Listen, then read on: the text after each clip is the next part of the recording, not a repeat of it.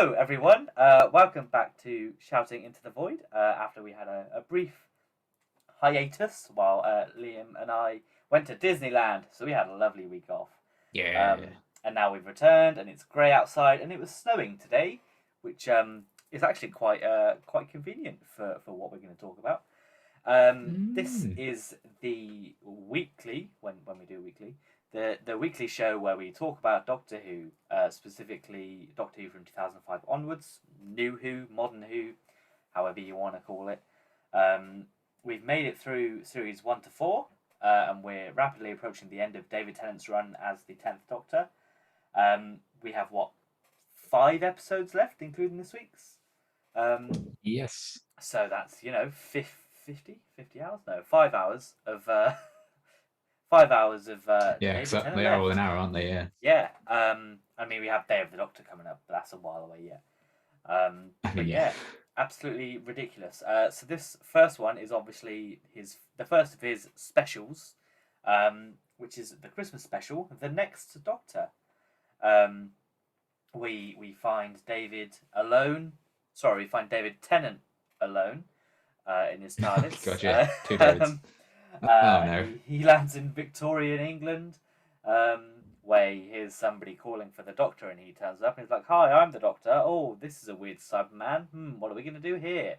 But the woman keeps screaming for the Doctor, and he's like, "Oh no! Oh, I'm the Doctor." And then another David appears, David Morrissey playing the Next Doctor, or the Next but one.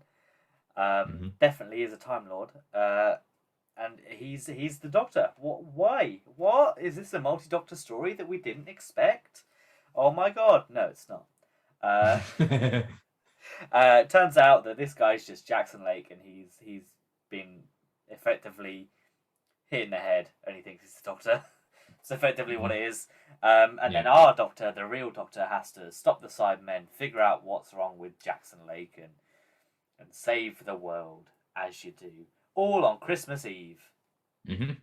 Yay! What did you think of the episode? It's fine. It's okay. Mm-hmm. I don't think it's terrible. I don't think it's outstanding. Mm-hmm. I think it's run of the mill. Mm-hmm. I think it has good moments. I think it has bad moments. But I had fun watching it, and I think particularly when it's a Christmas special, I think that's kind of Yeah. what I'm here for. I mean, I say that when most specials now are like regenerations and Yeah. I mean, I'm depressing here for stuff like them that. anyway, so. I'm also here for them, yes, so they're fine. But yeah, I think after how depressing of an ending Series 4 gets, it's kind of nice to have kind of like a romp, I guess, and it's not really connected to anything that came before, not really connected to anything that will, I guess, come in the future per se. And yeah, Cybermen, we know I'm a fan of Cybermen, so it's always good to see them, even if I don't think they were well utilized that much in this one. But yeah, it's nice to see them anyway. So any episode of Cybermen will get brownie points from me. I think David was very good. I think David could have probably given a little bit more. Mm-hmm. No, I mean, yeah. but oh dear.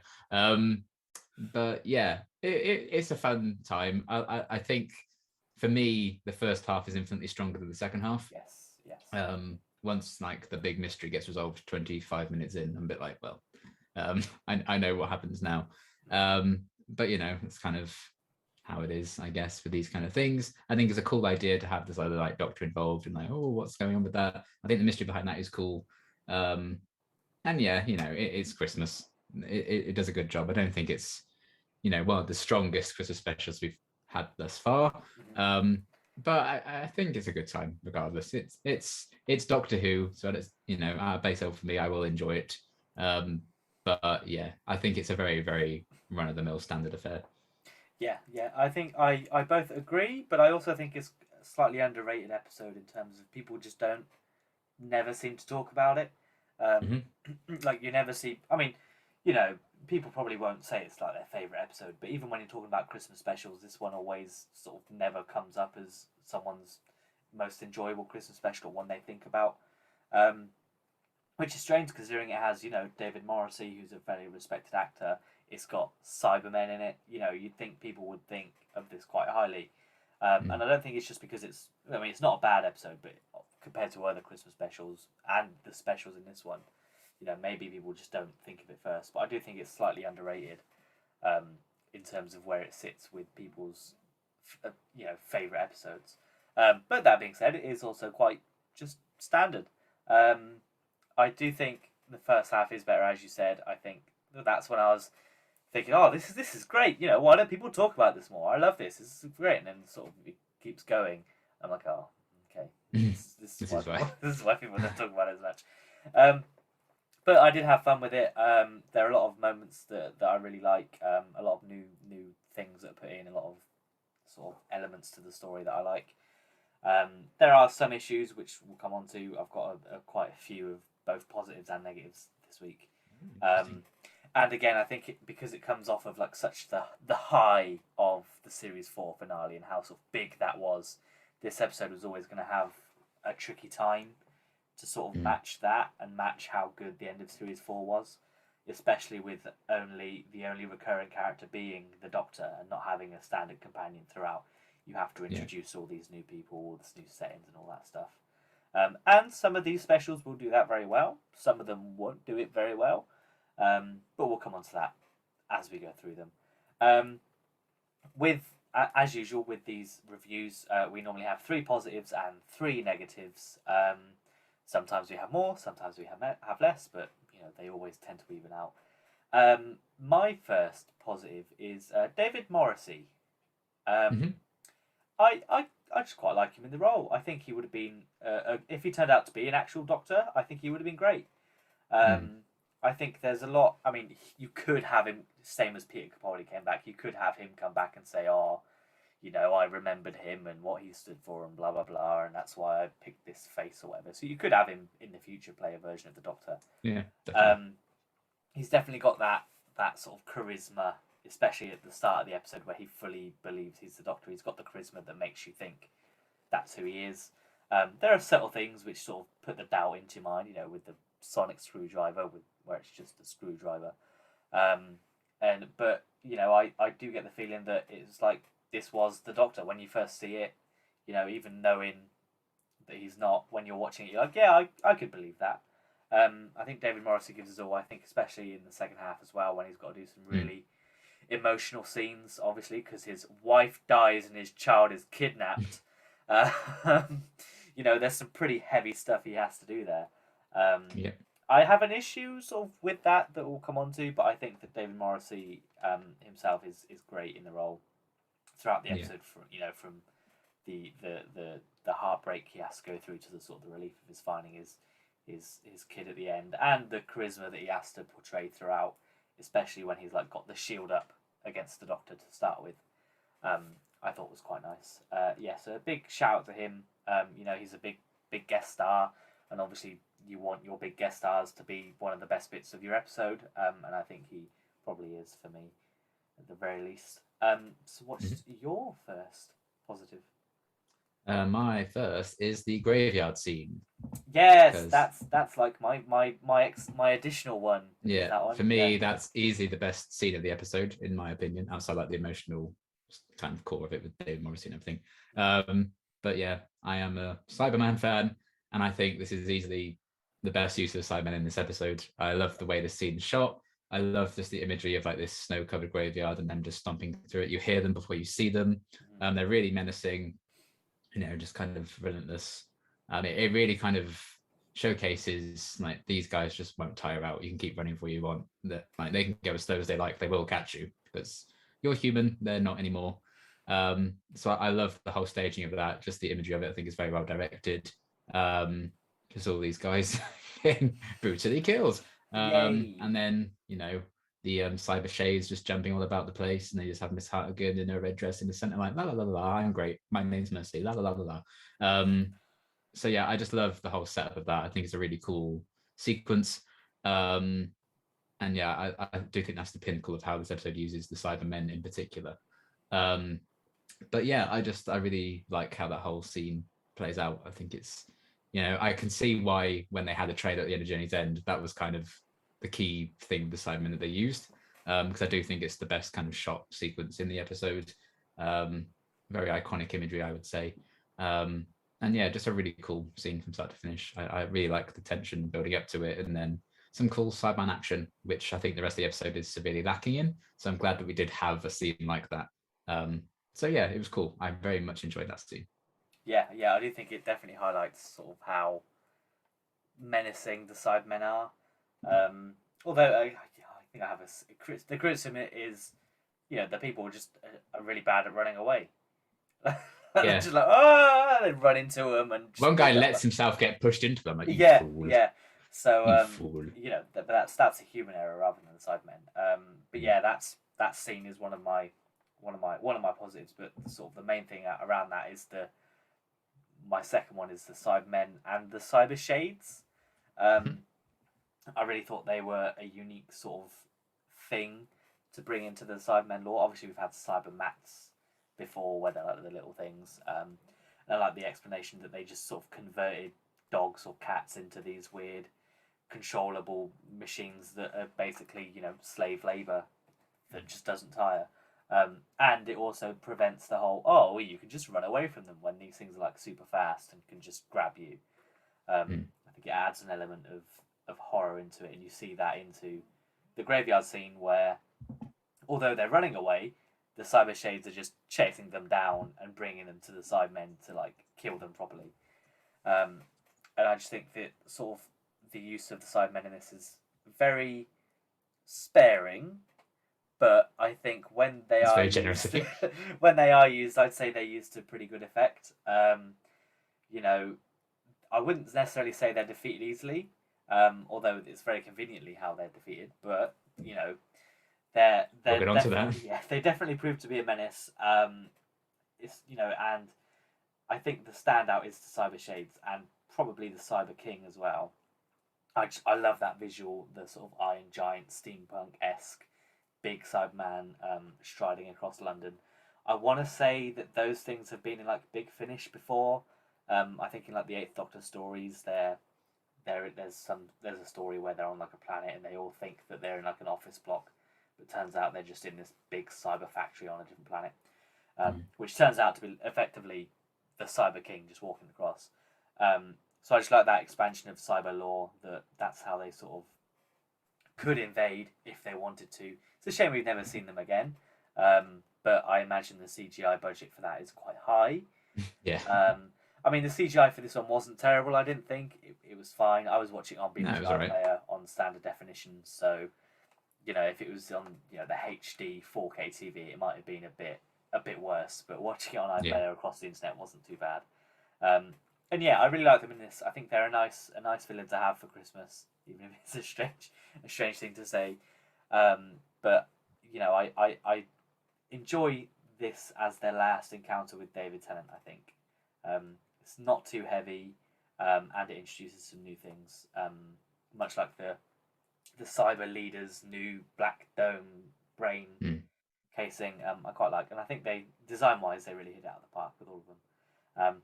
Plot-wise, we'll come on to it later on, but I do like their input into this, even if there are some things I would change. But never mind. What's your second positive? Well, this is actually my third, but it's basically ties into what you were saying, because mine is the Cyber King / the Cyber Shades / the Cyber Lord, which is the name of the leader guy with his brain and stuff. Which is probably why they couldn't use it when they made the Cyber Masters. I think Cyber Lords would have been a better name for them, but they're like, well, that's taken, because Cyber Lord is the name of the leader guy in this. So yeah, I love the addition of like the black covering most of the helmet for that guy. I think that's really cool. I think visually the Cybermen look great in this one. And all the different stuff they do. I think the Cyber Shades, again, really cool idea. I think their presence does kind of give a problem with the Cybermen's plan, and I think they're pretty dumb because of their inclusion in this. But I think, they're quite a cool new addition to the lore. Again, it's a shame we didn't see more of them really after this one, but I like the design of them. I like the kind of presence they have, something a bit different.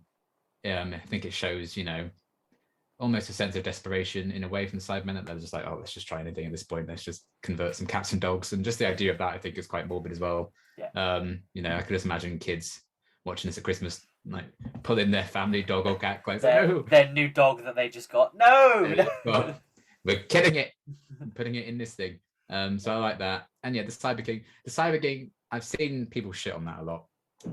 And I will fight until my dying day that the Cyber King is fun. It is bloody ridiculous. I don't think they'd have gotten away with it if it wasn't a Christmas special. No. But it's a Christmas special. And yeah, I just think, the idea of this big ass Cybermen emerging from the lake. I love the idea, like you just see the scale of how big it is because Miss Hartigan's throwing everything is just the mouth. I think that's a really cool kind of sense of scale to it. I like the imagery of it just walking over like this Victorian London thing. I think that's really cool. And yeah, just the idea behind it, I think is quite neat. And again, a nice addition to the lore. And I think it comes to a place that they just wanted to give some sense of epic scale to the special, especially after how series 4 ended off. They want to kind of try to match it. Saying that, I can get it's not for everyone. I can get why people may not be a big fan of it. But I think it does give some kind of boost to the second half of the episode that I think it really needed otherwise. Yeah. So yeah, I really enjoyed like the design of it and the whole kind of setup behind it. I think is quite neat. Yeah. So some cool kind of cyber variants in this one. And while I think like just the standard Cybermen outside the graveyard scene, I think they just stand there and just look blank, obviously. But then they just stand there and wait to be blown up, essentially. Is a shame. But at least they look cool and they have, they did more of their visuals and stuff than they actually did with the Cybermen themselves, I would say, in this one. But at least what they did, differently with the visuals and stuff and a few variants was quite cool. So I really enjoyed all that kind of side of things. Yeah, it's like what we mentioned previously. Whenever Doctor Who introduced like a variant of a monster that we know they're normally quite cool. Think of the Daleks or all of their different variants, the Supreme Dalek, the Special Weapons Dalek, and they're all the memorable ones. And although this episode might not be memorable for a lot of people, I do think a lot of people think of the Cyber Shades, or that's something that they would recognise if they saw it. And maybe not as much the Cyber King, but maybe that's because of the CGI element that just doesn't hold up to modern day. But it is what it is. So my sort of last main positive is sort of the reveal of Jackson Lake and who he is and what actually happened and what role he's been playing. I think there's enough in this to keep the audience guessing for the first time. Yeah. You can figure it out if you wanted to, but a lot of it's like, it could be, especially when he's talking about how the Cybermen forced him to regenerate, and you see it's David Tennant that's sort of sat in that same position, and he flicks between his face and David Morrison, and you're like, oh, maybe he did regenerate then. Yeah.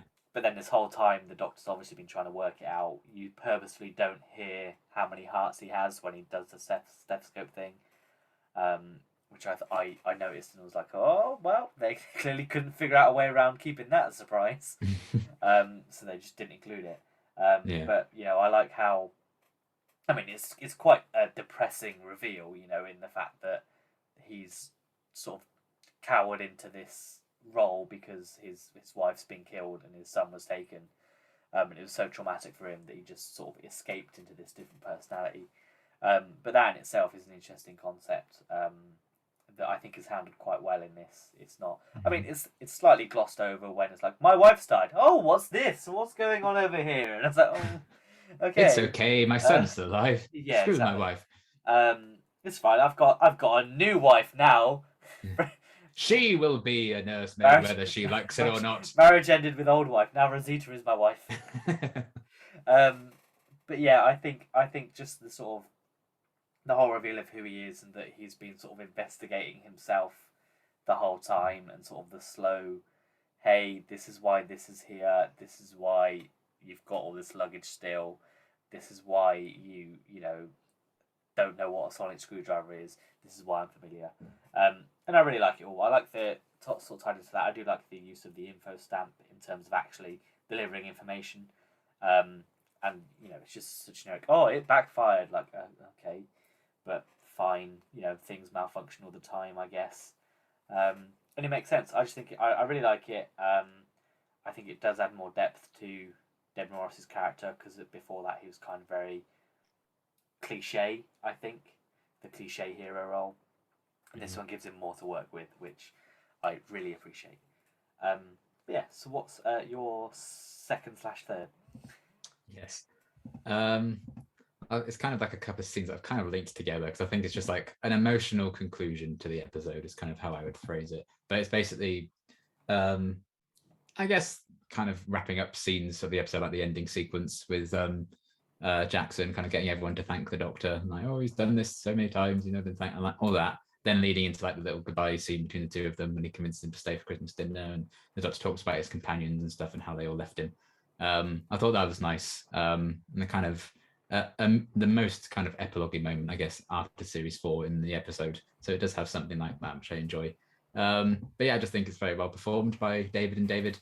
And yeah, it's a good pairing of them. I think that's my additional positive as well. It's like the camaraderie between the two of them, I think, works really well. He actually managed to convince the Doctor to stay for Christmas dinner, which they've never managed to do before. I love his reaction to the TARDIS. He's like, no, I'm out. This is too much. My head's already exploded a couple of times recently. I can't deal with this emotionally right now. So yeah, just that whole kind of like emotional conclusion to it. It was nice to see the Doctor kind of get some kind of reward in a sense for his good work in saving the day. Because he normally does the swan off. I like that because Jackson understands the Doctor so well. He's kind of seen and been him. He's like, well, he's never really had this before. Let's kind of give him something maybe I feel like at least he needs. So I think that's a really kind of wholesome ending, very Christmassy, wholesome ending in that sense.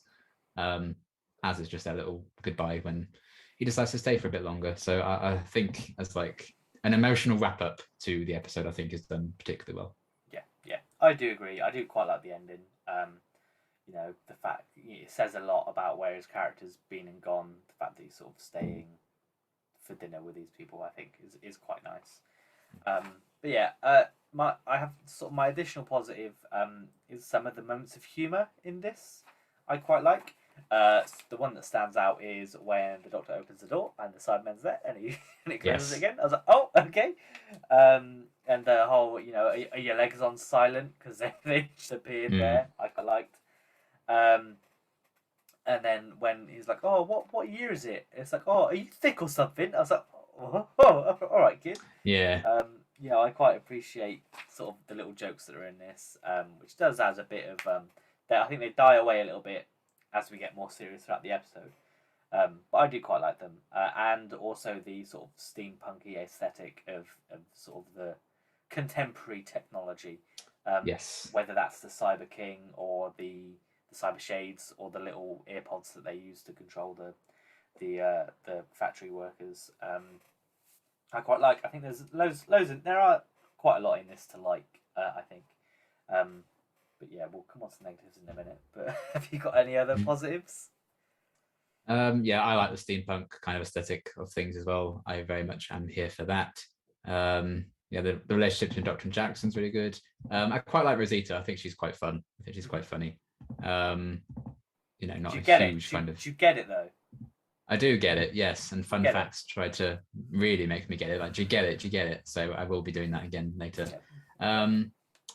And yeah, I just it's just the whole kind of feeling of the episode. I think it kind of knows what it wants to do, and it mostly accomplishes it reasonably well. So yeah, it was just there were a few moments I was like, okay, let's pick up the pace a bit now. I do think the moment where they reveal Jackson and everything, I think that's a bit too long, that scene. It takes him too long to get to the point. I'm like, yeah, okay, yes. Come on. This isn't the Timeless Children. What is this?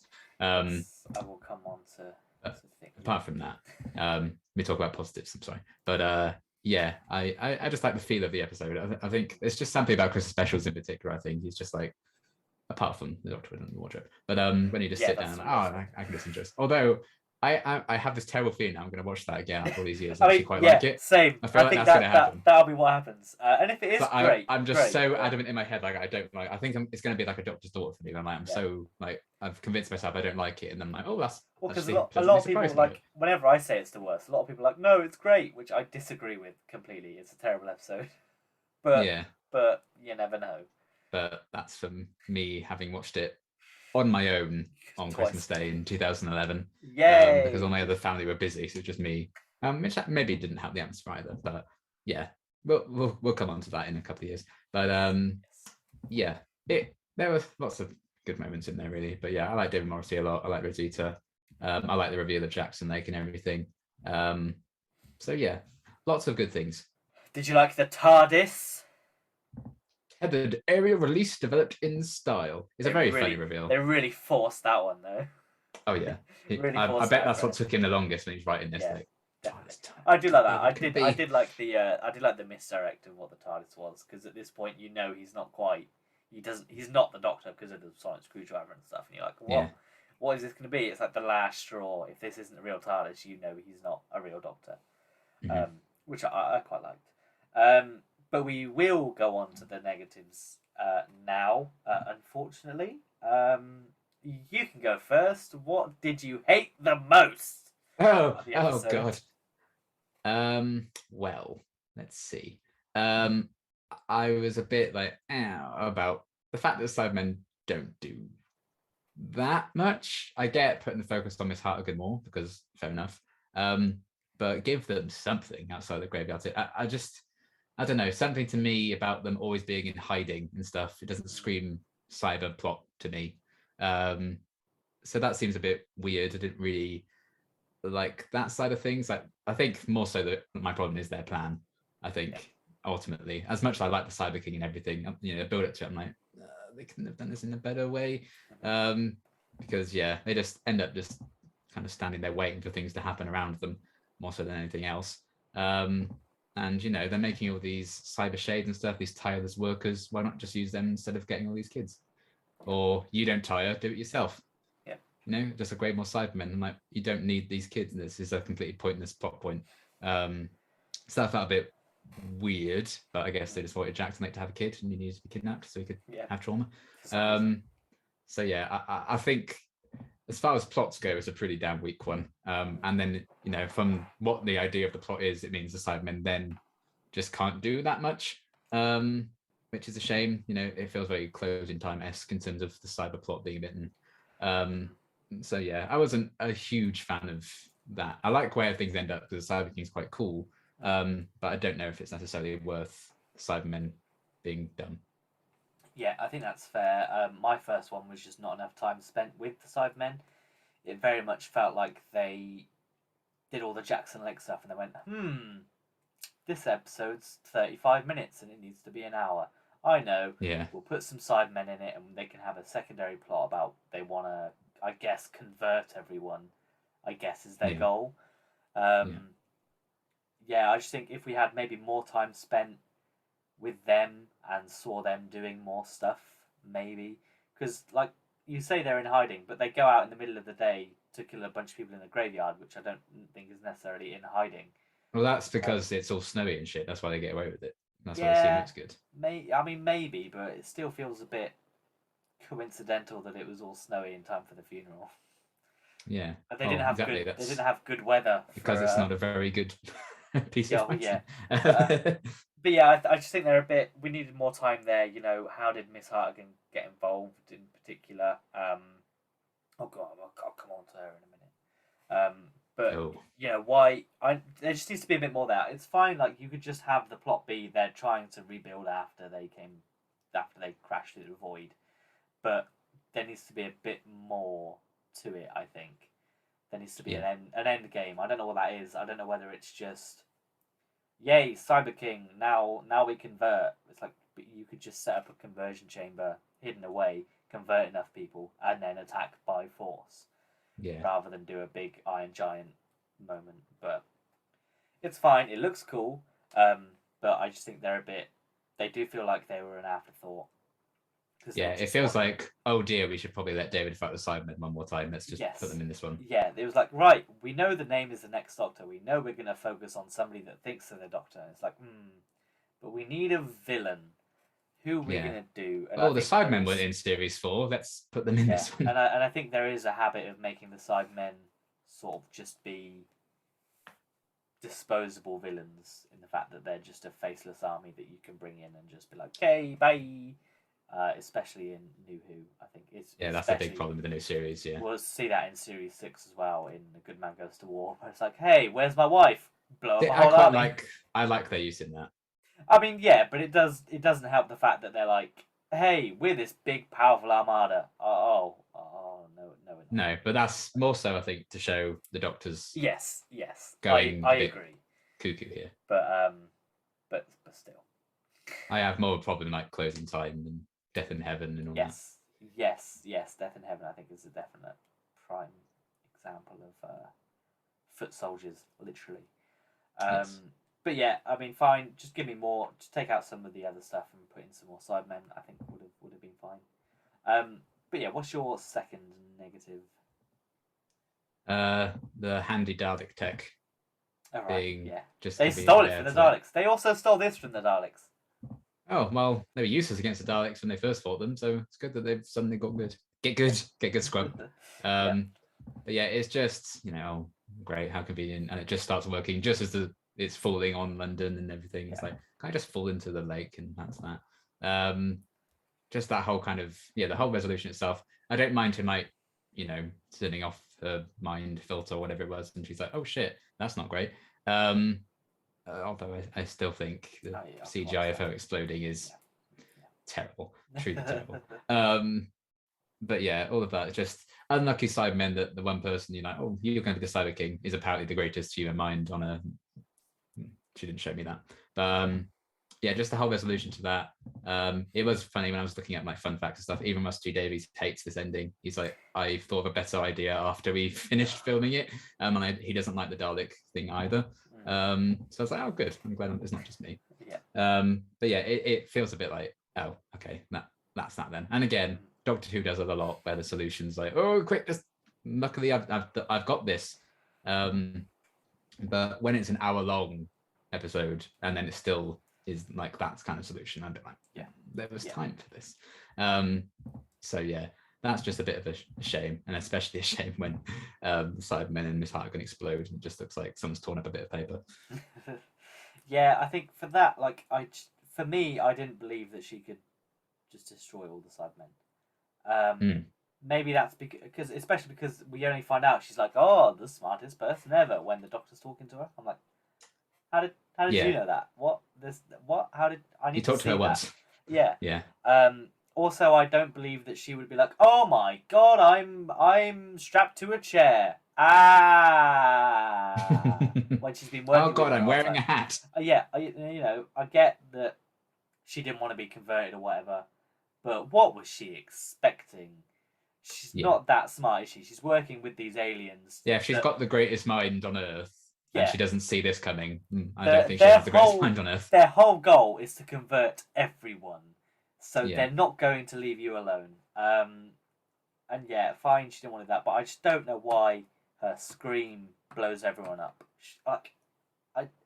Is it some bullshit like she emotionally overwhelmed everyone because she was plugged into it? Yeah, I think it's something to do with like her mind just collapsing, and so everything else collapses. And that seems like something the Cybermen should have had a fail safe to stop that from happening. You'd think, especially if they're not going to fully convert her and just keep her as a human person, which doesn't make sense either. Yeah, I get like they literally don't understand like the value and the power of emotion because they don't have any. But by this point, it's stopped them so many times. You think they've thought, maybe we should do something about this. It's like they're aware of emotions and the power it has over people. Lumix, that's the whole point of Lumix's whole thing, because these Cybermen are from the parallel Earth. They're on that basis. Yeah. So they should know how dangerous the emotions can be, and they should take steps to make sure it's not there. But fine, it's just a bit. It does feel like they're like, how are we going to get rid of all of these Cybermen again? I know we're going to conveniently throw them back somewhere else, just like we did last time they appeared. I mean, fine. I guess they're just the corpse just appeared somewhere, and then that was it. I remember reading somewhere that some of these Cybermen, when they got thrown back, survived and they amalgamated with this universe's Cybermen, and that's why we get in series 5 and 6 we get like the Cybus designed Cybermen because they like shared technology or whatever. But it never comes back in any real sense, any concrete sense. So just have them explode and be like, it's all exploded, nothing fell on London. oh, it's snowing. It's explosion ash again. It explodes into snow. Yeah. You know, they've done it before. Have it shoot up. I don't know. They don't need to do that. Oh, gonna send you through time. Bye. Mhm. But fine. I guess they just were like, we need an ending, and we've got 5 minutes. Let's do this. Yeah. Okay, thanks. But never mind. What's your third negative? Yes, I think it is, isn't it? Yeah, I like the Jackson Lake reveal. I just wish it was a bit later on for me. Maybe build up the Cybermen plot a bit more. I think they could have done a bit more, like just cut up some scenes around and then did the Jackson reveal a bit later on. I just think the mystery is one of the strongest aspects of the episode. So when it gets revealed, like he's not the Doctor, there's still 35 minutes left to go. A bit like, I don't know. I think it's just a bit too soon. I get it probably couldn't have gone on for much longer. They want to do like the reveal of like his wife's dead and he's got a son and everything. But it all could have clicked for him in one big moment, and then they just explain it all there. Maybe when he sees his son or something, recognizes him then, and then it all comes out. But I don't know. I just think because that's such a big draw of the episode. I think it's just a shame that the most interesting part of the episode is kind of swept under the rug, and there's still over half the episode to go. Yeah, I think that's definitely fair, and that ties into sort of my final negative as well, which is sort of there's a lot of padding in this. Sort of as mentioned, I feel like they had to stretch this to hit 60 minutes. Yeah. One in particular was like when Miss Hartigan comes in, she's like, "Stop working and listen to me. Now work." And I'm like, "What?" They were working, and you just told them to go back to work. And then there's about 10 different shots of all the children working. Yeah. Oh, this is too much. Like I looked away for like a good minute. I looked back, and they were still showing the children working. I was like, "What's going on?" Also with Jackson Lake, they just keep showing the flashback to him getting the memories and his wife dying and the child being taken. I'm like it's good if you show it once and like have it vague, and then show it again when he realizes what it was. But you don't have to see it every time. They're like, "Ooh, yeah, remember this, folks."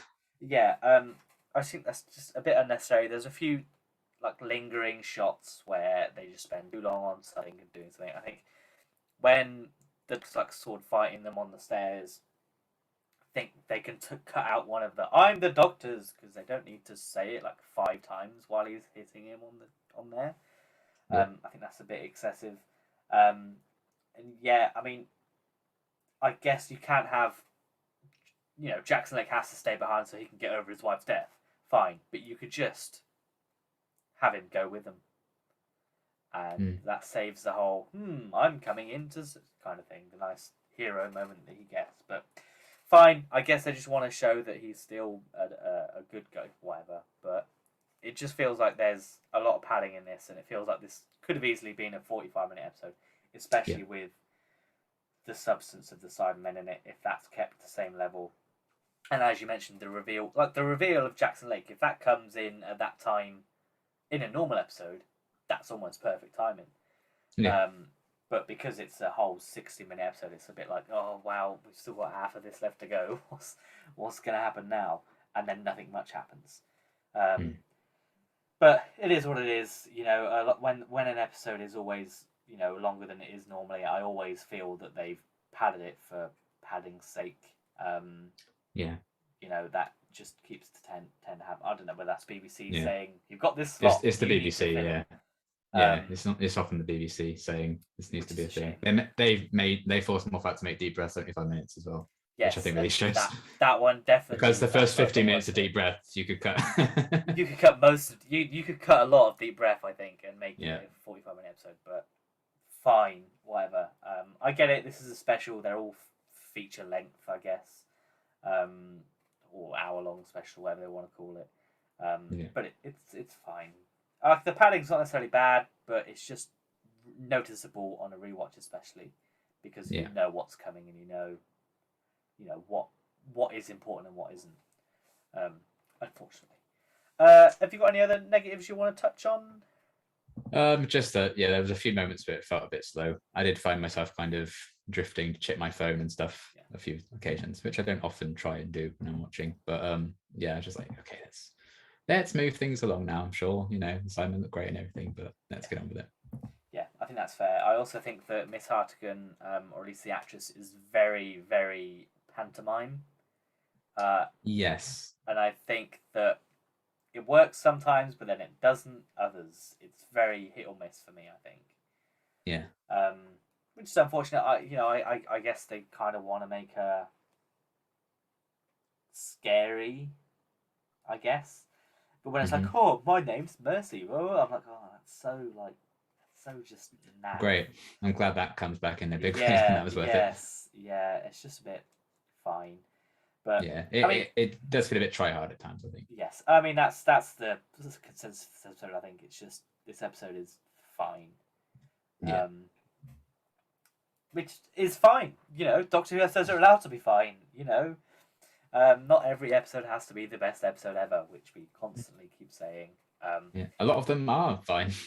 Yep, most of them are fine. Yeah. You know, this isn't one that I'd be like, oh my god, this is terrible. They could never make. Oh, I wish they'd never made this. Oh, because it's not. It's a lot of redeeming features. And to be fair, a lot of the things I don't like are quite nitpicky anyway. I mean, technically everything we've talked about is nitpicky, but what can you do? But before we rate the episode, have you got some fun facts? I do. I've got fun facts aplenty this week, actually. There's a lot of them. Right, let's have a look. So, the working title of this episode was Court of the Cyber King. Okay, yeah. Cool. Fine. Obviously, you get more press if you call it The Next Doctor. Yes. David Tennant and David Morrissey previously starred together in Blackpool, as I think we briefly touched on last week. So it's cool to see them working together again. Sadly, they didn't sing together in this one, but maybe in the deleted scene. Who knows? The DVD release of this episode features several different pronunciations of lines from the broadcast version, e.g., when the Doctor's like, "Oh, you forgot me," quite early on. Apparently on the DVD, that's a completely different way of him saying that on the broadcast version. So why they dubbed that over, who can say? The DVD version of the credits also credits Tennant as Doctor Who and not the Doctor, again, unlike the broadcast version, and the only instance of the credit in his era, because Tennant had requested that changed when he took over to reflect the Fifth Doctor's era, because Peter Davison also asked for the same change, and the Fifth Doctor was Tennant's favourite. This episode was filmed during production of Series 4, unlike the previous specials that were filmed much later on. This allowed for that brief trailer to be included for it at the end of Journey's End, so that's why we got actual footage, rather than just the Doctor will return in so-and-so. So well done, team. This was the first episode to be broadcast following David Tennant's announcement of his departure from the series, and the last to be filmed prior to the announcement, so all the other ones he filmed after, it was public knowledge that he was going. This is the first Christmas special to be completely standalone from the previous episode, following the removal of Series 4's Cybermen cliffhanger. It's also the first Christmas special to be set in the past, the infamous, terrible Cybermen cliffhanger. Thank God they got rid of that. I think we talked about that in Journey's End anyway. This episode was the subject of a lot of online misinformation. The Doctor Who website's Fear Factor section, when people kind of rated the episode beforehand, included a false summary of the episode that seemed to indicate both Doctors would be in peril at the episode's end and could be a cliffhanger leading into a future special. They also included misleading quotes from a book Russell T Davies wrote and threats of not having a press screening. So I don't know what the hell went on with that, but lots of debate online, I guess. Yeah. What a mess. For unknown reasons, the Cybermen have deeper voices than usual in this episode, and never again. I did notice that. I was like, wow, you're going through puberty. Miss Hartigan's use of the phrase excellent throughout the episode was a reference to the Cybermen of the 1980s, who often use this catchphase themselves, which Mr. I love. Burns, then. No, excellent. No, sadly not. Just as iconic, though. Yeah. This is the first Christmas special to not have a new song written especially for it. God Rest You Merry Gentlemen. Boo. God Rest You Merry Gentlemen is the main carol used in this episode. And that is also the case in every single Christmas special, which I didn't realise. They always use that one. So good old BBC. In a cut scene from Drafts of the Stolen Earth, the Daleks would have killed the Prime Minister, who was called Aubrey Fairchild. Russell Davies reused this name in this episode for the doomed Reverend that was killed by the Cybermen.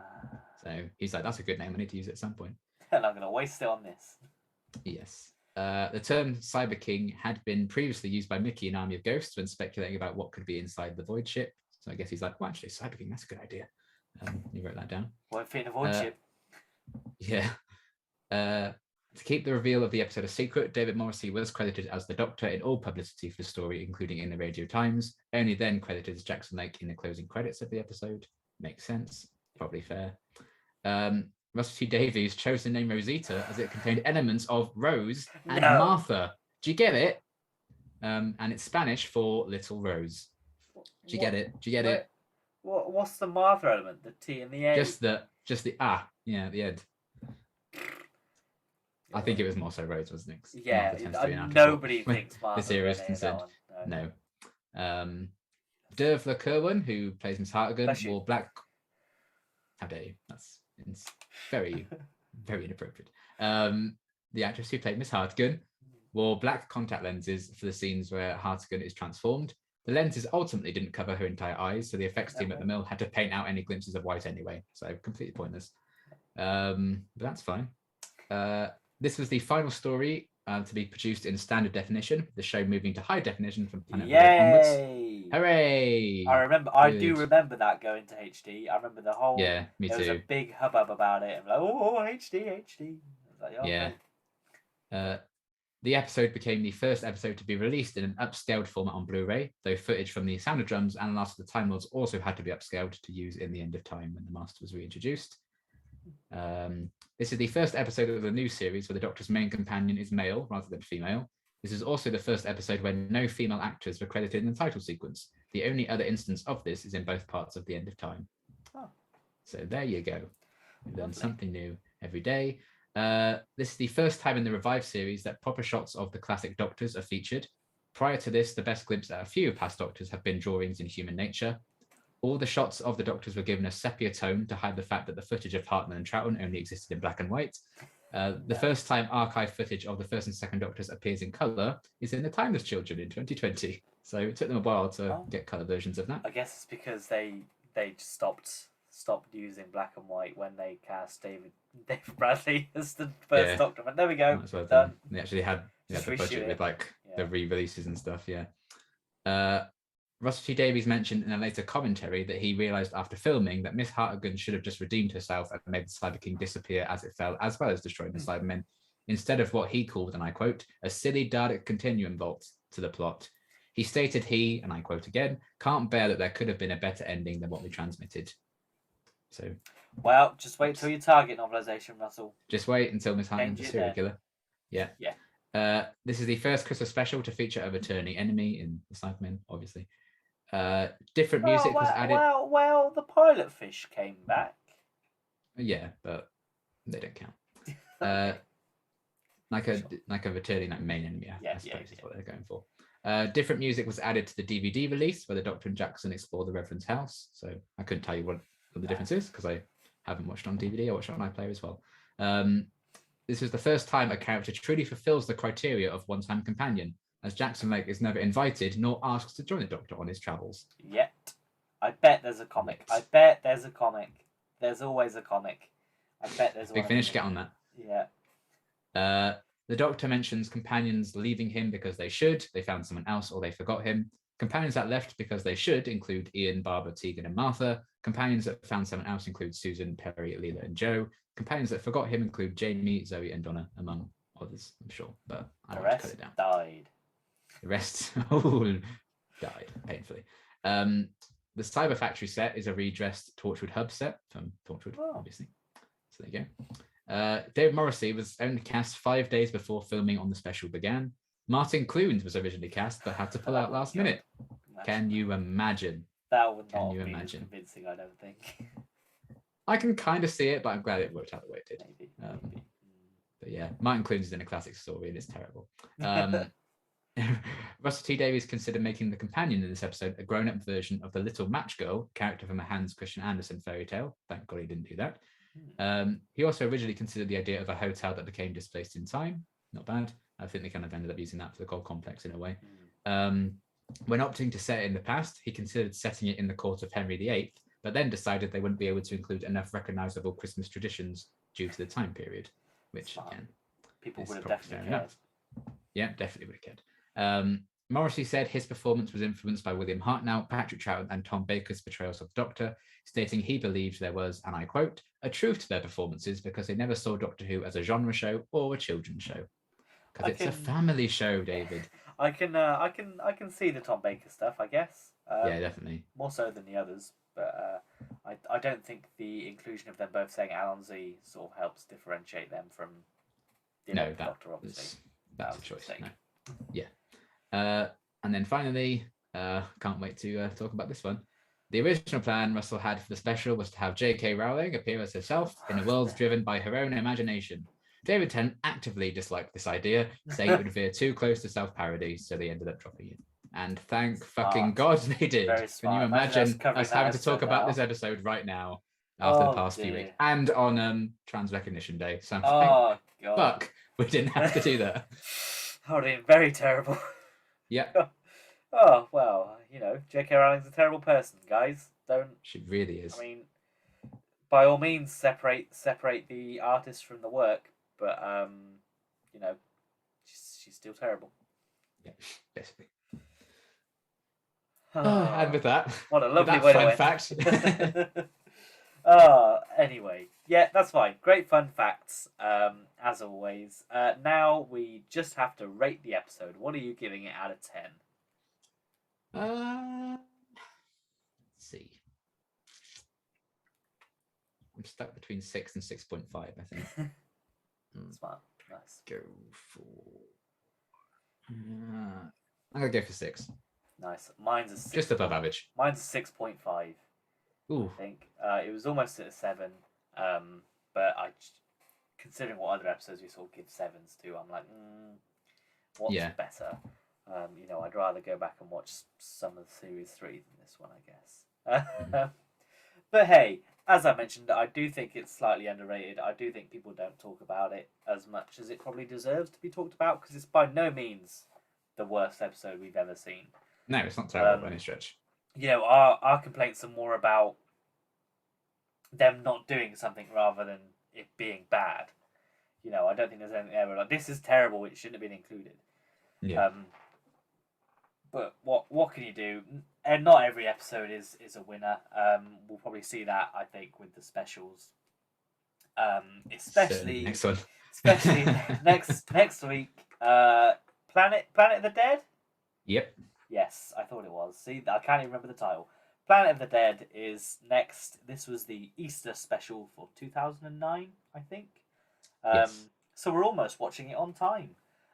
We have another Easter special due in a couple of weeks. And we will. Fun. Yeah, check that out. The second Easter special ever, and we're going to cover the first one. Oh wow! Maybe we'll have to try and figure out the hashtags for that one to try and get it up in the algorithm. Oh God! Well, that's a problem for you. Yes, it is. This one for me. Planet of the Dead. What do you remember about it, and what do you think about it? I remember Michelle Ryan. I remember a bus. I remember Lee Evans. I remember Stingrays. I remember Kalula.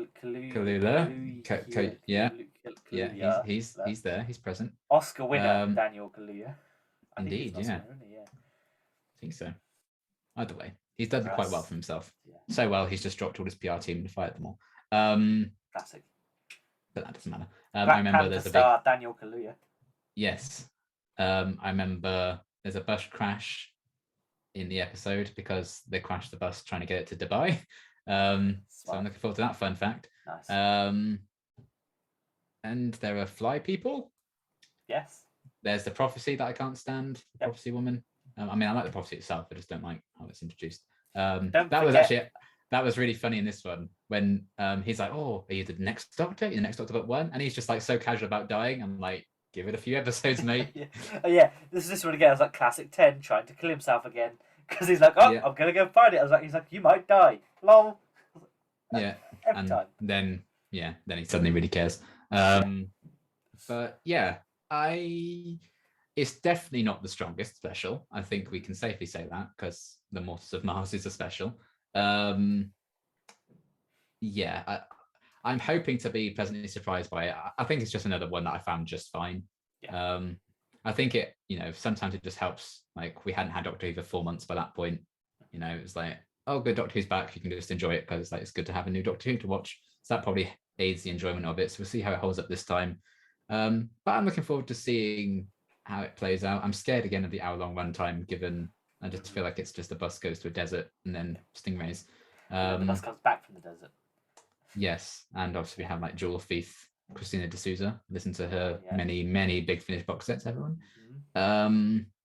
Yeah, I'm hoping to be pleasantly surprised by it, but I'm not expecting gold. I must say that. But you never know. We'll see. I haven't watched the specials in a long time. Yeah. So I'm actually quite excited to revisit the episodes when we do this that I haven't seen that often. And this is certainly one of them that I tend not to go towards. So yeah, we'll see. I am looking forward to checking it out. But I think I just remember it being another just fine entry into the Who-niverse lore. Yes, I think that's fair. I completely agree. I'm open for it being good. I'll see what it's like. But yeah, thinking about it now, I'm like, how do they fill that hour runtime? So it's going to be interesting. It feels like this is like midnight, but with more of a budget, so they do worse. If that makes sense. But we'll see how it goes. I remember liking most of it. I didn't hate it. But I like the Fly People a lot, from what I remember. yes, in their 10 minutes before they die. Oh yeah, and then they just never translate for anyone. Oh, okay then. But yeah, we'll see what happens. I'm interested to see how it goes. Hopefully it will be good. I'm excited for the whole subplot of that guy trying to arrest Christina and failing. Yes, and the bus driver running back to the portal and getting zapped. And of course, Lee Evans as Malcolm. Yes, I'm sure will be a delight. And the return of I love you, Captain Magambo. Gambo, yeah, from Turn Left, yeah. From Turn Left, told you, recurring character. Popular character. Can't wait to see her many more times after that. But yes, we'll see how it goes. That'll be. It'd be good to properly delve into the specials. Yes, yeah, it has been. Because we get a year of specials this year, and apparently Doctor Who's dying. But when Doctor Who is at the height of its power, yeah, a year of specials. Wow, 3. I don't class. I refuse to accept. I'll be dead in the grave before I accept last year's New Year's specials and this year's special. It just always, whenever they put them on New Year, like with End of Time Part 2, I never think of them in the year that they come out in. I always think David Tennant stops in 2009. But he's obviously got the one episode in 2010. Yeah, the first episode, yeah. Yes, because it's the first day of the year, and I think that's ridiculous. So it's just a cheat. You're just cheating, BBC. You can't do it. I won't allow it. Right, okay. Well, you do you. Never mind. It's just me. It's just me. But yes, as we mentioned, we've obviously got the special next week, and then we'll keep watching specials as usual. But then on the whatever Easter Sunday is, I can't remember the date of that, 20... Is it? No, 17th. Yeah. So around the week after that, we'll have a reaction on Liam's channel, and on mine we will be chatting about the episode and possibly about what Jodie's final episode could be like. Be interested to see if we get any footage of what could be coming in the last one. Yeah, I hope we at least get a title, if nothing else. I hope we get. I'm hoping for footage. I mean, since they did it for Legend of the Sea Devils, I think. Yeah. Since we got it for Legend of the Sea Devils after Eve of the Daleks, I'm hoping that we will. Hopefully. But we will see. That's all to come this month when this airs. This is March 31st we're recording this one. But this will be out in April. So it's a big April for Doctor Who. And we will see what comes next. But yeah, with that, we'll see you next week. Goodbye. Bye.